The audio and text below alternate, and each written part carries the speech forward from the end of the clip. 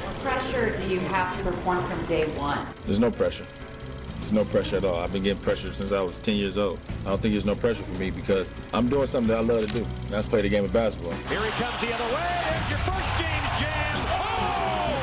LeBron James with no regard for human life. I'm not going to guarantee no championship. I'll tell you that. I'm going to just try to do the best I can. Oh, blocked by James. Cleveland! This is for you! Laker Nation want their respect. I want my damn respect too. LeBron James is now the all-time leading scorer. This is one of the long-term dreams I always had. To be able to be along my son has been one of the most gratifying journeys. The first father-son duo in an NBA game. To the cutting James. Oh! Look out! The legend of LeBron continues to grow. Who else but the king? One thing I always say, don't never let somebody tell you you can't achieve something. Don't ever let nobody tell you that.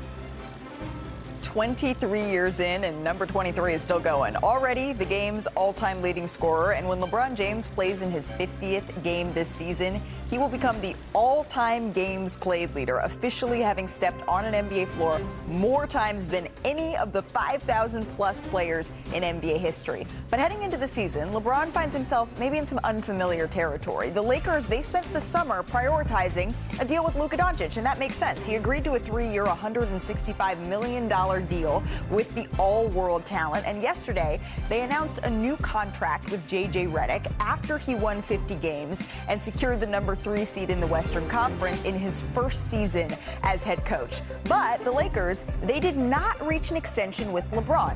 Ultimately, it led to James picking up his $52.6 million option for the 2025-26 season, fueling the speculation about the superstar's future with the team set to open training camp next week. So we need a little bit more information on all of that. So for that, we welcome back in our senior insider, Shams Charania. Before we dig into this just a little bit further, let's focus on what has happened here. JJ Redick did get an extension. Shams, how did the Lakers agree to this? Malika, so I'm told the Lakers gave JJ Redick a 2-year extension, so that gives them a total of 5 years through 2029, 2030 at $45 million. So this makes it clear JJ Redick is the coach, not just now, but moving forward for the long term, beyond just the LeBron James era in Los Angeles. And as these coaching contracts are continuing to go up, as his deal is starting to end, and as he has 1 year tick off, they wanted to make sure they gave him 2 extra years, so he's locked in there till 2030. All right, so JJ Redick, that extension is taken care of. So now we can talk about the extension that we did not see. JJ Redick and team president Rob Pelinka spoke on LeBron James's future. Take a listen.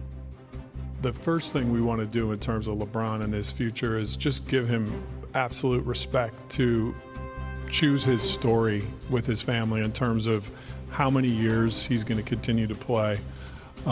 He's earned that right, and he's the best one to talk about that in terms of how many years he'd like to play. First things first would be for him to be able to make the decisions he wants to in terms of how long he wants to play. We're going to continue to honor and respect that and let him speak into that.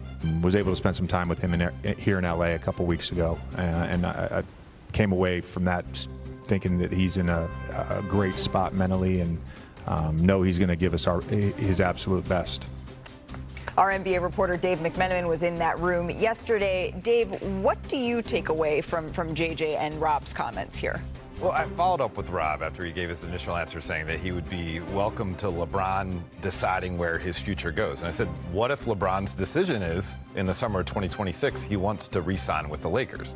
And Rob said, we would love if LeBron retired as a Laker.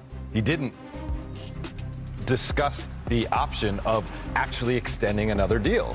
And to me, that was notable. The fact that he spoke about the idea of LeBron retiring a Laker, not retiring in 27 as a Laker, right now. Retiring as a Laker. Right, essentially after this season is reading between those lines. So do the decisions they've made this summer signal to you, Tim, that LeBron, he's going to be in the purple and gold for multiple years beyond just this year? I think it goes back to Dave's questions, why it was the right thing to ask yesterday, which is what are the plans for both LeBron James and the Lakers? Like, yeah, you could say the Lakers have made things better and maybe LeBron will want to stay, but that doesn't get back to the central question of do the Lakers want LeBron James back? And right now, I think going through this season, this is all going to be about, as you look at the depth chart here that the Lakers have, are both sides in this marriage beyond this season? Or is this a marriage of convenience for right now because there wasn't a better option on the table? And will for either side there be a better option next summer? Perhaps there won't be a better option for either side and they come back for another year. Or perhaps the Lakers can get some different players that they want to have around Luka Doncic instead, or perhaps LeBron James could find a place he'd rather be. But I think until we get clarity from either LeBron or the Lakers that they definitely want to be together after this year, I don't think this question's going away, and I suspect Dave will be asking it a few more times throughout the season.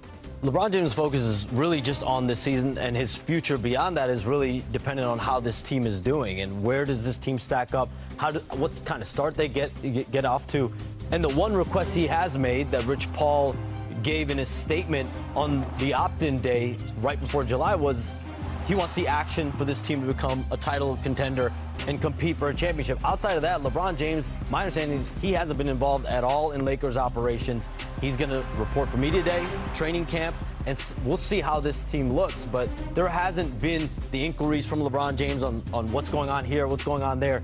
He's been enjoying his summer, and then he's going to report on media day, and we'll be off to the races from there. And when we talk about how this team looks, Sean, we have to think about what they have in terms of assets to make the team better if they don't look as good as everybody wants them to be, all the stakeholders. So what does that mean? Does it mean that they're going to be moving on from some of the expiring contracts that they can put together to go after a player that's out there on the market?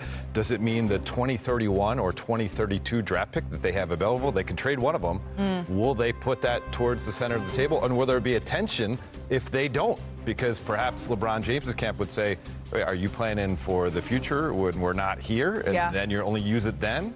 Or we heard that you want to make this team as competitive as possible. If we need to pivot here, let's put all the assets to the table. Luka Doncic is going to be a huge part of the way this team looks this year, right? And in addition to what LeBron James is going to do and what his future is going to look like, skinny Luka has been a huge topic of conversation, for lack of a better term. And we got our opportunity for the first time to hear J.J. Redick's thoughts. Take a listen. I get the sense from talking to him all summer, spending time with him, not only just here, but at the Backstreet Boys, that this is his life now. This is his routine. This is just a daily commitment to the new standard that he's set for himself. His excitement level, not just in what he hopes the season will be, but his excitement level in embracing this new standard was very high. Whatever emotions he was going through post-trade, like it had an effect on him. So again, it goes back to what I just said about LeBron. I expect the best version of Luka, and it's my job as a coach to bring that out on a daily basis. You could say that Luka has a fire. One desire. Luka Doncic's 34.7 points a game at Eurobasket this summer. They were the third most at a single tournament in Eurobasket history, and the most since Greece's Nick Gallis.